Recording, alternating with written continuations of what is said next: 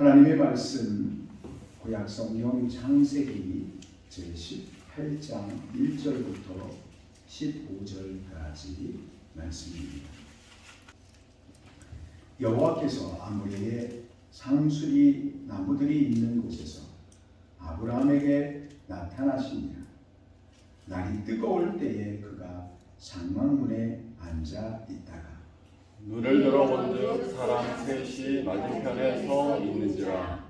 그가 그들을 보자 곧 장막문에서 달려나가 영접하며 몸을 땅에 굽혀 이르되 내 주여 내가 주께 은혜를 입었사오면 원하건대 종을 떠나 지나가지 마시옵고 물을 좀 가져오게 하사 당신들의 발을 씻으시고 나무 아래에서 쉬소서. 내가 떡을 조금 가져오리니 당신들의 마음을 상쾌하게 하신 후에 지나가소서. 당신들이 종에게 오셨음이니이다. 그들이 이르되 내 말대로 그리하라. 아브라함이 급히 장막으로 가서 사라에게 이르되 속히 고운 가루 세 쌀을 가져다가 반죽하여 떡을 만들라 하고. 아브라함이 또 가죽대 있는 곳으로 달려가서 기름지고 좋은 송아지를 잡아 가인에게 주니 그가 급히 요리한지라.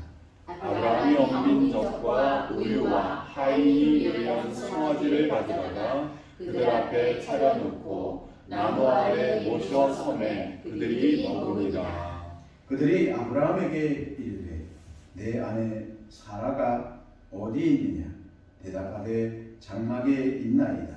그가 이르시되 내년 이맘때 내가 반드시 내게로 돌아오리니 내 아내 사라에게 아들이 있으리라 하시니 사라가 급히 장막문에서 들었더라. 아브라함과 사라는 나이가 많아 늙었고 사라에게는 여성의 생리가 끊어졌는지라. 사라가 속으로 웃고 이르되 내가 노쇠하였고 내 주인도 늙었으니 내게 무슨 즐거움이 있으리요. 여호와께서 아브라함에게 이르시되 사라가 왜 웃으며 이르기를 내가 늙었거늘 어떻게 아들을 낳으리요 하느냐. 여호와께 능하지 못한 일이 있겠느냐. 기한이 이를 때 내가 내게로 돌아오리니 사라에게 아들이 있으리라. 사라가 두려워서 부인하여 이르되 내가 웃지 아니하였나이다. 이르시되 아니라 내가 웃었느니라. 아멘. 잘 지내셨죠? 우리 서로 인사하겠습니다. 반갑습니다. 사랑합니다. 축복합니다. 반갑습니다. 축복합니다. 잠깐 기도합니다. 하나님을 찬양합니다. 이 시간도 말씀 앞에 우리의 생각과 우리의 온 몸을 내어드립니다. 성령님 만지소서, 새롭게 하소서. 죄의 능력으로 소금되고 빛되도록 채워주시기를 원합니다.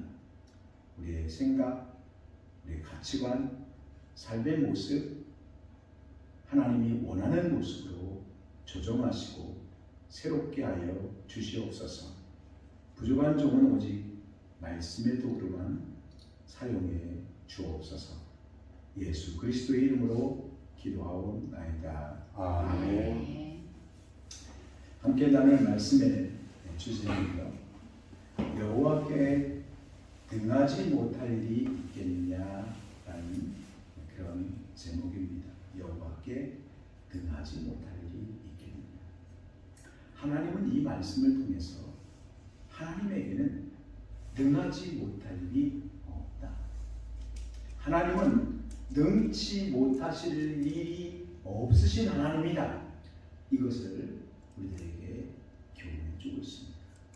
이 시간 우리 마음속에 이 주제의 말씀만을 잘 새겨두면 우리가 하나님의 사람들로 살아갈 때에 많은 유익이 있으리라 생각이 듭니다.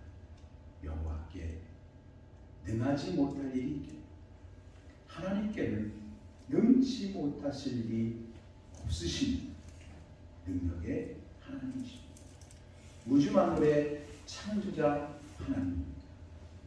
지난 주일은 부활절이었습니다. 예수 그리스도께서 우리를 죄로 인한 사망 가운데 구원하시고 우리에게 하나님 나라에 대한 생명과 소망을 허락하신 그 교회의 절기, 부활절이었습니다. 우리는 어떤 상황이 우리 앞에 있다 할지라도 순간순간 이 부활에 대한 신앙, 또 고백, 그리고 하나님 나라에 대한 소망 가운데 살아갈 수 있는 우리 모두가 되기를, 다시 말하면 부활의 신앙으로 살아가는 우리 그리스도인들 되기를 주의 이름으로 축복합니다. 아멘. 우리가 창세기의 말씀을 계속 함께 나누다가 이 절기를 맞이해서 잠시 몇 주 동안 말씀 묵상을 좀 멈추고 절기에 맞는 말씀들을 나누었는데요. 창세기 11장부터 16장까지의 말씀은 하나님께서 일방적으로 아브람을 부르신 사건에 대해서 기록을 하고 있습니다.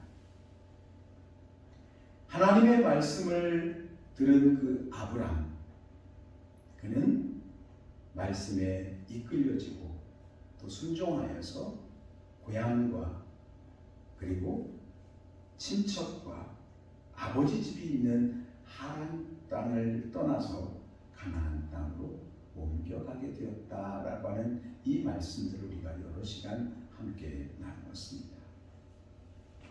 그리고 창세기 17장에는 하나님의 말씀에 따라서 가나안 땅으로 옮겨간 그 아브람에게 하나님께서 새 이름을 주는 사건이 기록되어져 있습니다. 17장 1절부터 8절 말씀에 보면 아브라함이 99세 때에 여호와께서 아브라함에게 나타나셔서 이르시되 나는 전능하신 하나님이다. 아브라함이 그 하나님의 모습 앞에 엎드려졌습니다. 그때 하나님께서 그에게 말씀합니다. 보라, 내 언약이 너와 함께 있으리니 너는 여러 민족의 아버지가 될지라. 이제부터는 내 이름을 아브람이라 하지 아니하고 아브라함이라고 하리니 이는 내가 너를 여러 민족의 아버지가 되게 합니다. 내가 너로 심히 번성하게 하리니 내가 내게서 민족들이 나게 하며 왕들이 내게로부터 나오리라. 내가 너와 내 후손에게 이 땅 곧 가나안 땅을 주어 영원한 기업이 되게 하고 나는 그들의 하나님이 되리라. 그렇게 아브라함이라고 하는 새 이름을 주고 다시 한번 하나님께서 언약하시는 말씀이 17장에 기록되어져 있습니다. 이 일을 통해서 이제 아브람이라고 하는 그가 지금까지 사용했던 그 이름, 16장까지 사용한 그 이름이 이제 아브라함이라고 하는 이름으로 불리게 됩니다.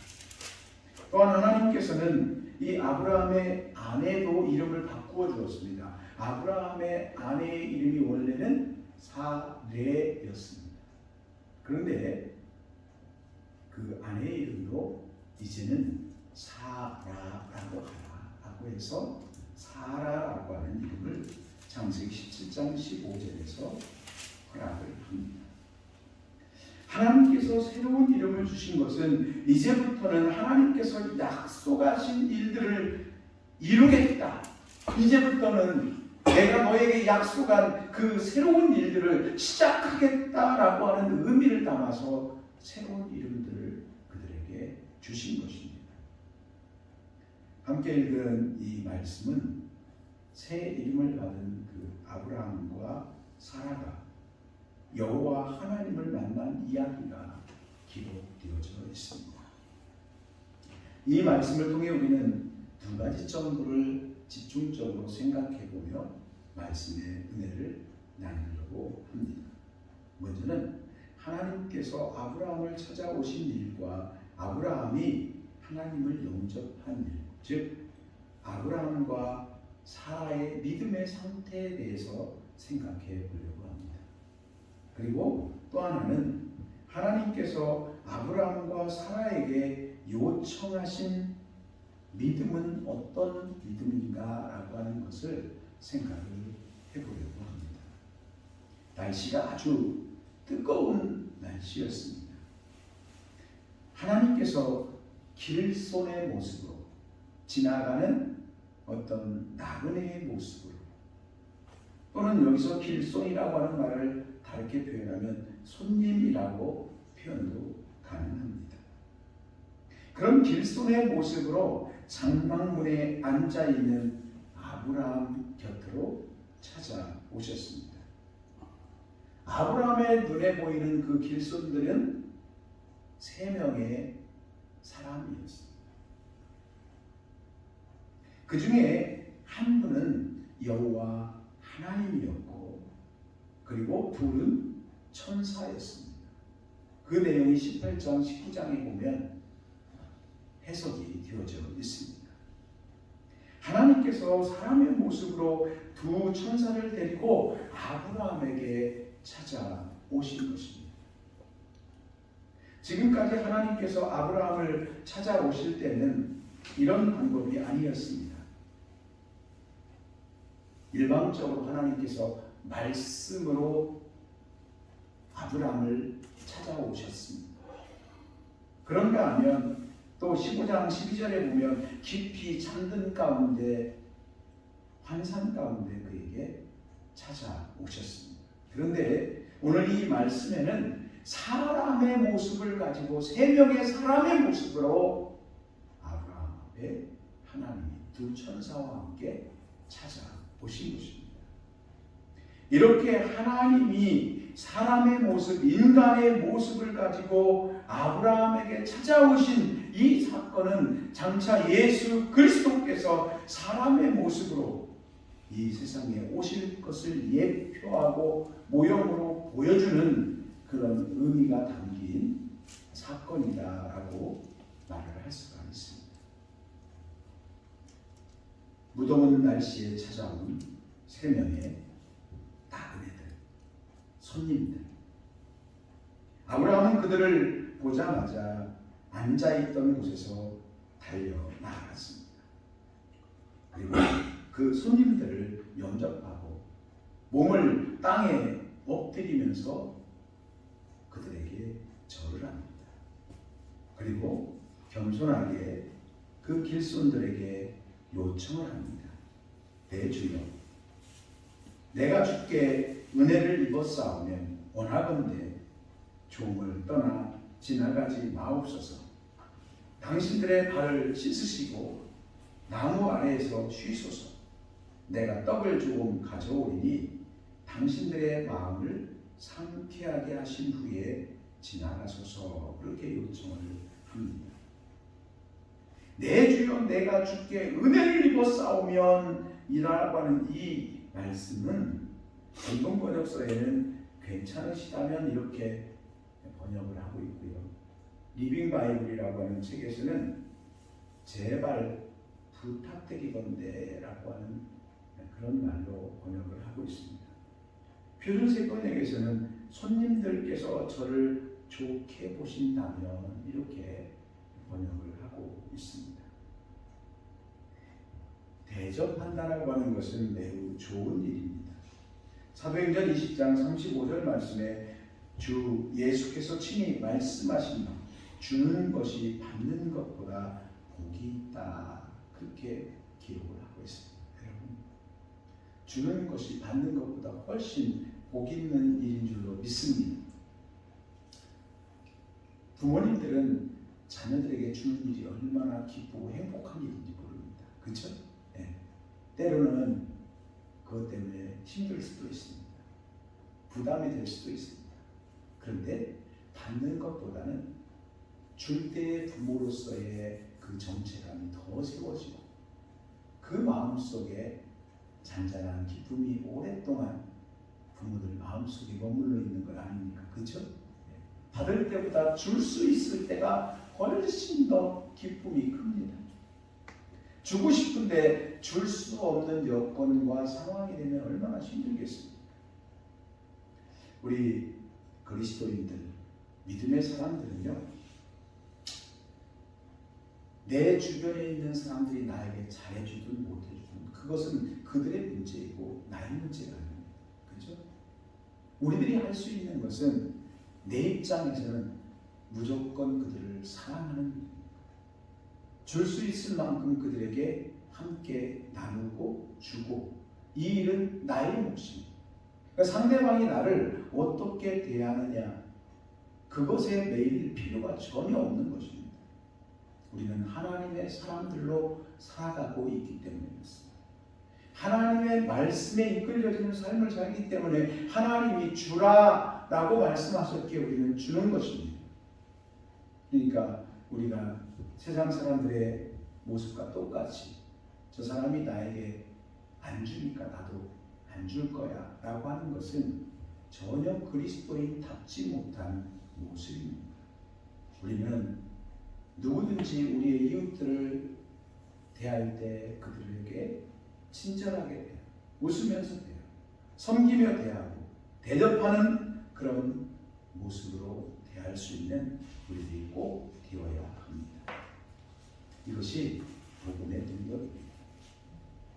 우리는 오늘 아브라함에게서 길손, 나그네 손님을 온전한 사랑으로 겸손으로 섬기는 모습을 배워야 합니다. 아브라함의 초청에 대해서 길손들이, 즉 하나님께서 내 말대로 그리하라 라고 답변을 했습니다. 길손들의 허락을 받은 이 아브라함은 너무나도 기뻤습니다. 그는 물을 가져다가 길손들의 발을 직접 씻어 주었습니다. 예수 그리스도께서 제자들의 발을 씻으셨습니다. 또한 아브라함은 급히 장막에 들어가서 아내인 사라에게 이렇게 말을 합니다. 속히 고운 가루 새 스아를 가져다가 반죽하여 떡을 만들라. 그렇게 말합니다. 여러분, 이 한 스아는요 7.3리터 또는 7.3kg입니다. 세 스아하면 3,7은 21, 21kg나 되는 밀가루를 반죽해서 속히 떡을 만들라라고 말했습니다. 쉽게 말하면 여러분, 이 20kg를 떡을 했다고 생각해 보세요. 얼마나 양이 많습니까? 그렇죠? 굉장히 많은 양 아니겠습니까? 아니, 몇 명이 먹는데요? 3명이 먹을 것인데 20kg의 떡을 하는 것. 여러분, 이것은 아브라함이 그들을 향하는 사랑의 마음이 어떠한가를 잘 표현해 주는 거죠. 또 우리들이 이웃들을 대할 때 그런 큰 마음으로 이웃들을 대해야 해요. 위양해 주려면 좋은 것으로 주고, 위양 주려면 많이 주고, 여러분, 이렇게 하는 것이 우리가 이웃들을 섬기는 일이 될 것입니다. 그리고 아브라함은 가축대들이 있는 곳으로 달려갑니다. 그리고 가장 살찌고 좋은 송아지를 잡아서 급히 하인에게 주자 하인이 요리를 합니다. 아브라함은 엉긴 젖과 우유와 하인이 요리한 송아지를 가지고 나무 아래 시원한 곳에서 쉬고 있는 그들에게로 그것들을 가져다 놓았습니다. 그리고 길손들에게 정성을 다해서 섬깁니다. 길손들이 다 먹는 동안 아브라함은 옆에 서서 시중을 들었습니다. 히브리서 13장 16절 말씀은 이 내용에 대해서 이렇게 해석을 해주고 있습니다. 오직 선을 행하고 서로 나누기를 잊지 마라. 이 같은 제사는 하나님이 기뻐하시느니라. 여러분, 우리들도 대접하고 나누고 섬기고 사랑하는 그 일들을 힘써서 행하는 우리들 될 수 있기를 바랍니다. 여러분, 예배당에 나오는 사람과 나오지 않는 사람은 있을 수 있습니다. 그러나 우리들 마음속에는 크리스찬과 넌 크리스찬을 구분할 이유는 전혀 없습니다. 내가 만나는 모든 사람들은 하나님의 사랑받는 자녀들입니다. 나 또한 그들을 사랑하고 섬겨야 할 대상자들입니다. 우리 모두 참으로 대접하고 나누고 섬기는 일에 힘쓰는 우리 모두가 될 수 있기를 바랍니다. 이것이 그리스도께서 말씀하신 너희는 세상의 소금이다. 너희는 세상의 빛이다. 그 말씀을 우리들이 실행하는 일이 됩니다. 다음으로 하나님께서 능치 못할 일이 있겠느냐라고 하는 말씀에 대해서 생각을 해봅니다. 이것은 아브라함의 믿음에 관련된 그런 내용입니다. 아브라함이 나그네들을 대접할 때 처음부터 길손들이 하나님이심을 그리고 천사들임을 깨달았던 것은 아닙니다. 그래서 히브리서 13장 2절 말씀에 아브라함이 부지 중에 천사들을 대접했다 이렇게 기록을 하고 있습니다. 그러니까 처음에는 이 길손들이 하나님인 것을 알지 못했습니다.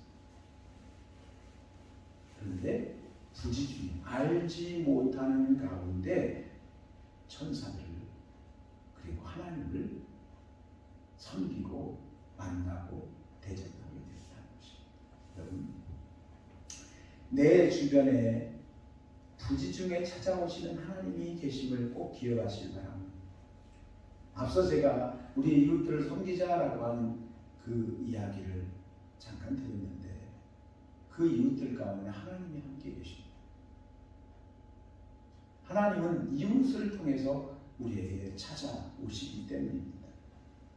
지금도 아브라함은 앞에 있는 그 길손들, 나그네들이 누구인지를 정확하게 모르고 그저 정성을 다해서 섬기고 대접하고 있는 것입니다. 그런데 길손 가운데 하나님께서 차려진 음식을 다 먹더니 아브라함에게 질문을 합니다. 내 아내 사라가 어디? 장막 안에 있습니다. 이때 하나님께서 또다시 말을 합니다. 10절 말씀에 내년 이맘때 내가 반드시 내게로 돌아오니 내 아내 사라에게 아들이 있으리라. 그렇게 말씀하십니다. 이 말을 장막 뒤에 있던 사라가 그 말을 듣게 되었습니다. 그리고는 웃음을 참을 수가 없었습니다. 저 속에서부터 올라오는 웃음을 참을 수가 없었어요. 속으로 웃었다 이렇게 기록되어져 있습니다. 그러면서 하는 말이 아니 내가 지금 노쇠가 되었고 내 주인도 아브라함도 늙어서 내가 무슨 즐거움이 있으리요. 지금 내 나이에 어떻게 아이를 낳을 수 있다는 거예요.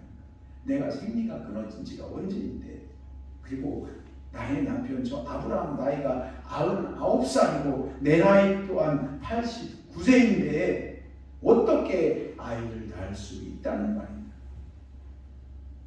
그 뒤끝은 어떤 마음이 들었겠습니까? 믿을 수 없는 사람이다 라는 생각이 들었지 않겠습니까? 사라는 하나님께서 하는 말이 터무니없는 소리라고 생각했기에 속에서부터 웃음이 나와졌습니다.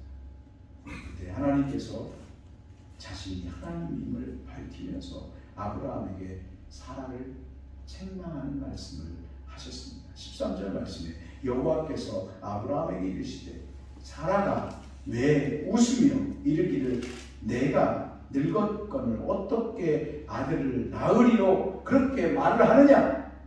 왜 그런 생각을 가지고 있느냐? 책망합니다. 그러면서 하나님께서 답을 내리십니다. 14절 말씀에 여호와께 능하지 못할 일이 있겠느냐? 여호와께 능하지 못할 일이 있겠느냐? 한번 따라서 해보겠습니다. 여호와께 능하지 못할 일이 있겠느냐? 못할 일이 있겠느냐? 여러분, 답은 무엇이어야 되겠습니까? 하나님께는 능치 못할 일이 없습니다. 여러분, 이것이 우리의 항상 고백이며 답이 되어야 될 줄로 믿습니다. 여호와 하나님께는 능치 못할 일이 없으십니다. 4000년 전 아브라함에게 주신 말씀만이 아니라 오늘 나에게 주시는 말씀임을 우리는 잊지 않고 새겨야 합니다. 하나님께 능치 못할 일이 없다. 이 말씀을 좀 더 세밀하게 우리들이 생각을 해보면 이런 이야기가 됩니다. 왜 너 자신의 입장에서만 생각을 하고 절망하고 있느냐? 하나님의 말씀의 의미는 바로 그겁니다. 왜 너의 입장에서만 생각하고 할 수 없다라고 불신하는 뿐만 아니라 나는 능력이 안 된다라고 그렇게 절망하고 있느냐라고 하는 말입니다. 아브라함과 사라에게는 아들이 반드시 필요했습니다. 지금 하란에서부터 먼 길을 여행을 해가지고 가나안 땅까지 왔습니다. 그들이 왜 가나안 땅까지 옮겨오게 되었습니까? 하나님의 말씀 때문에. 하나님의 말씀. 큰 민족을 이루게 하겠다. 내가 너에게 지시할 땅으로 가라. 그건 아닙니까? 큰 민족을 어떻게 이룹니까? 자녀가 있어야 그 다음 세대가 번성을 하게 되고 또 그 다음 세대가 번성해서 그래서 민족이 되어지고 국가가 되고 그러는 것 아닙니까? 그렇죠? 그런데 아들이 정작 없어요. 99살이 되었는데 어떻게 민족을 이룰 수 있습니까? 반드시 필요한 것이죠. 그러나 그들은 자신들이 너무 나이가 늙어서 아기를 가질 수 없고 낳을 수는 더더군다나 없다. 불가능한 일이다. 그렇게 생각을 했던 것입니다. 그러니 그들이 하나님을 진정으로 믿었겠습니까? 안 믿었겠습니까? 네. 하나님께서 말씀하신 그 말씀이 온전하게 믿어졌다면 모든 것이 다 믿음으로 받아들여져야 될 것 아니에요. 그런데 하나님을 믿는 것 같은데 실제적으로는 믿지를 않고 있었던 것입니다. 이러한 태도는 믿음으로 전능하신 하나님을 바라보는 것이 아니고 자신의 형편과 처지만을 생각하는 믿음 없는 불신앙의 모습입니다. 그러므로 하나님께서 말씀하신 여호와께 능하지 못할 일이 있겠느냐라고 하는 이 말씀은 온전한 그런 믿음을 가지라라고 하는 말씀입니다. 연약하고 그리고 한계의 상황에 처한 그것만 바라보지 말고 전능하신 하나님을 바라보라라고 하는 말씀입니다. 요한복음 11장 39절 말씀에 보면 나사로가 죽었을 때에 4일에서 장사가 지내졌습니다. 그때 주님께서 찾아오셔서 하시는 말씀이 무덤에 돌을 옮겨 놓으라 그렇게 말씀을 하죠. 아니 좀 일찍 오시든지. 지금 4일이나 돼가지고 냄새가 나는데 사람이 부패되었는데 돌을 옮겨 놓으라고 하는 저 말씀은 또 뭔가? 마르다가 말을 합니다. 주여 죽은 지 나흘이 되었으니 벌써 냄새가 나나이다. 마르다는 예수님, 제가 예수님의 말씀을 따를 수 없겠습니다. 거절하는 그런 내용입니다. 마르다의 생각에는 죽었고 더군다나 그 무더운 그 이스라엘 기후 조건 속에서 4일이 돼가지고 지금 썩은 냄새가 진동을 하고 있는데 그게 불가능하다 이런 생각에 그가 사로잡혔던 것입니다. 그래서 예수님의 말씀에 거절을 표시한 겁니다. 마태복음 14장 28절에서 30절 말씀에서도 한밤중에 풍랑이 있는 그 바다 위로 예수 그리스도께서 한밤중에 걸어오시고 있으셨습니다. 베드로가 깜짝 놀라서 주여 주시거든 나로 물 위로 걸어오라 하소서. 주님께서 말씀합니다. 오라! 베드로는 용기 있게 배에서 물을 향해 발걸음 내딛습니다. 베드로가 걷게 되었습니다. 물 위를 걷게 되었습니다. 그런데 잠시 후에 그가 바람을 바라고 파도를 바라봤습니다. 그는 물속으로 빠져들어가고 말았습니다. 주여 나를 구원하소서. 베드로의 눈이 예수 그리스도를 향할 때 물 위를 걸었던 그 베드로, 불가능도 가능케 되었던 베드로의 놀라운 경험이었지만 베드로의 눈이 바람을 바라보고 파도를 바라보고 예수 그리스도의 말씀에 이끌려지 않았을 때 그는 물속으로 빠져들고 말았다는 것입니다. 여러분, 우리의 눈이 하나님을 향할 때 우리의 모든 삶 가운데 지금도 살아계시는 그리고 역사하시는 하나님의 능력을 경험하는 우리들이 될 줄을 믿습니다. 이 은혜가 우리 가운데 함께하기를 소망합니다.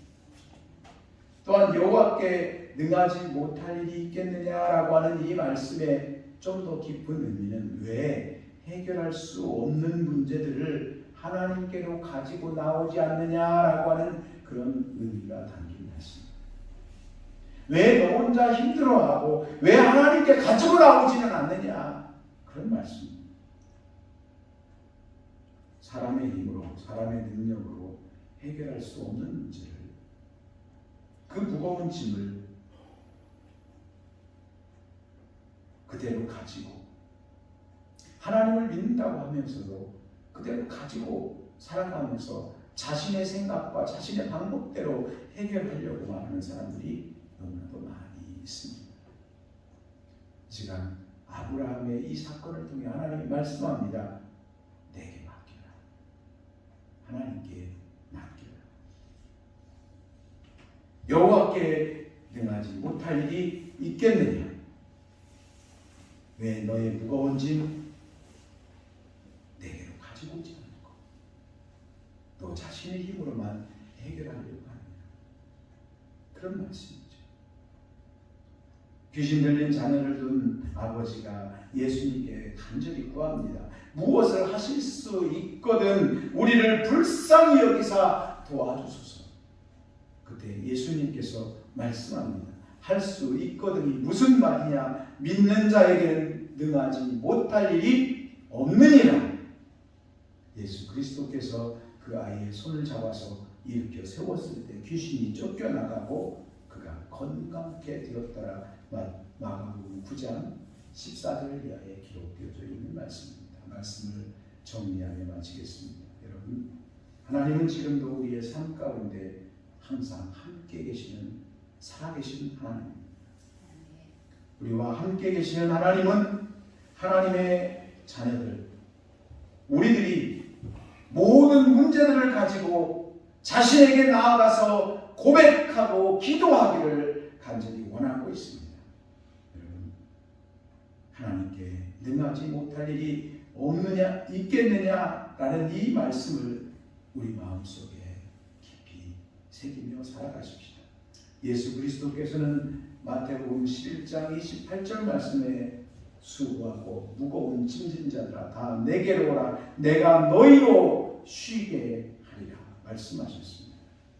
우리 예수 그리스도께 우리의 모든 수고와 무거운 짐들 그리고 문제들을 고백하고 예수님께서 함께 하시고 도와주시기를 기도하는 우리가 되십시다. 그로 인해서 아브라함이 100세 이삭을 낳은 것 같이 우리의 삶 가운데 우리와 함께 하시는 하나님 성자 예수 그리스도의 그 크신 은혜와 사랑과 도우심의 능력을 충만하게 풍성하게 경험하는 지금도 살아계신 예수 그리스도를 만나는 말씀이 삶이 되는 이곳에 있는 우리 모두가 되기를 주의 이름으로 축복합니다. 아멘.